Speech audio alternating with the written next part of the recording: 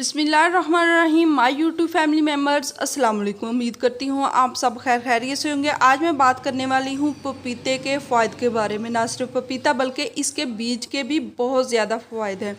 इससे पहले कि मैं वीडियो में आगे बढ़ूँ, जल्दी से मेरे चैनल को लाइक और सब्सक्राइब कर दें और बेल आइकन को भी ज़रूर प्रेस कर दें, मेहरबानी होगी।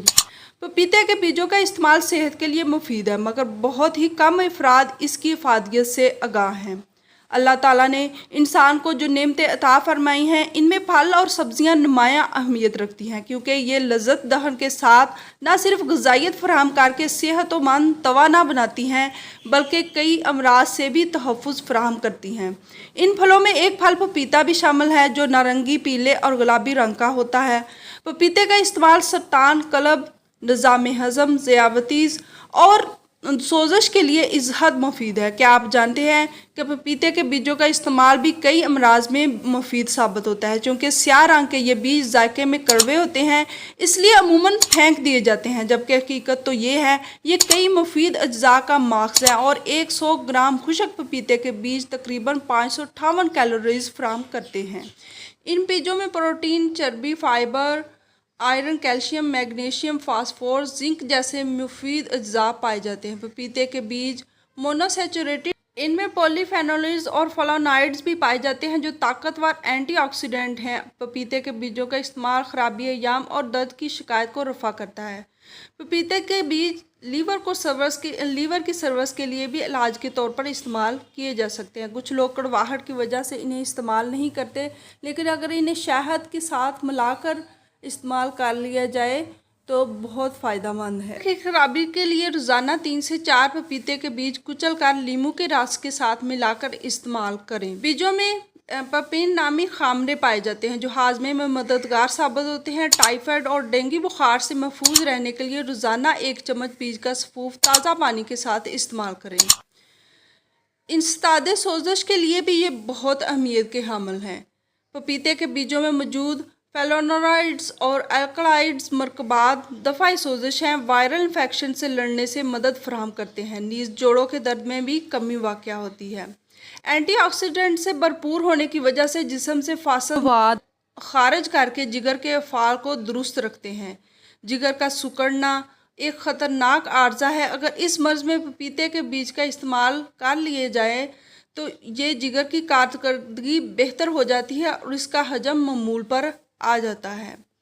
पपीते में मौजूद एंजाइम्स निज़ाम हज़म दुरुस्त रखते हैं। दरअसल ये एंजाइम प्रोटीन को इस तरह तोड़ते हैं कि वो आसानी से हज़म हो जाती है। इसके अलावा ये बीज निज़ाम हाजमा में जुड़े तमाम अज़ा, छोटी आंत यानी ग़िज़ा वाली नाली के लिए इज़हद मुफीद है।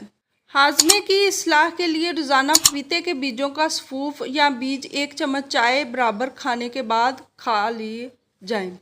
क़ुव्वत मुदाफ़ा की मजबूती के लिए भी ये बीज विटामिन सी से भरपूर होने की वजह से बहुत मुफीद है, जिसके नतीजे में बाल, नाखून और जिल्द पर खुशगवार असरात मुरतब होते हैं। पपीते के बीजों में वाफर मिकदार में फ़ाइबर पाया जाता है। फ़ाइबर का इस्तेमाल ज़्यादा वक्त तक भूख का एहसास नहीं दिलाता। इस तरह पपीते के बीज वज़न कम करने के लिए भी बहुत मुफीद साबित हुए हैं। इसके अलावा ब्लड शुगर कंट्रोल करते हैं। खून का दबाव मामूल के मुताबिक रखने में भी पपीते के बीजों का इस्तेमाल बहुत मुफीद पाया गया है, जबकि स्याह बीज मजरे, कल्ब और कोलेस्ट्रॉल को भी कंट्रोल करते हैं। आंतों के कीड़े और पैरासाइट्स के खात्मे पपीते के बीज बहुत मुफीद साबित हुआ है। जदीद तहकीकात के मुताबिक पपीते के बीजों का एक अफादियत सरतान के जो खुलियात हैं उनकी अफजाइश को रोकता है। गुर्दे के अमराज से बचाव के लिए पपीते के बीजों का इस्तेमाल मौसर तरीन है। पपीते के बीज इस्तेमाल करने का तरीका यह है, यूँ तो पपीते का बीज फल से निकाल कर खाए जा सकते हैं, मगर ये जायके में इंतहाई कड़वे होते हैं, इसलिए किसी फल के साथ इसके खाएं। सलाद की ड्रेसिंग में या फिर दूध और शहद के साथ खाएं। दूसरा तरीका यह है कि पपीते के बीजों को खुशक करके सफूफ बना लिया जाए और इस सफूफ को 1 चम्मच रोज़ाना पानी से खा लिया जाए। अलबत्ता हामला और दूध पिलाने वाली ख़वातीन ज़रा परहेज़ रखें, उन्हें ये पपीते के बीज का इस्तेमाल फ़ायदेमंद नहीं है।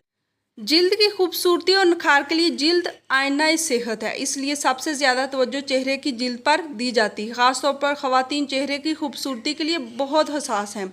इसका अंदाज़ा इससे लगाया जा सकता है कि अमेरिका जैसे मुल्क में सबसे ज़्यादा चेहरे की जिल्द खाने के लिए क्रीम्स फ़रोख्त होती हैं। इसके अलावा साबुन, फेस वाश, हैंड वाश वगैरह भी पपीते का इस्तेमाल किया जाता है, क्योंकि इन बीजों में मौजूद कुदरती एंटी एजिंग जिल्द की लचकदार और नरमों और मुलायम बनाता है। तिब्बे यूनानी मशरक़ में पपीते के बीजों का इस्तेमाल सदियों से हो रहा है। अब जदीद तहकीकात ने भी इन बीजों की फ़ायदियत तस्लीम कर ली है। उपटन कई कुदरती अज़ा में मिलकर बनता है।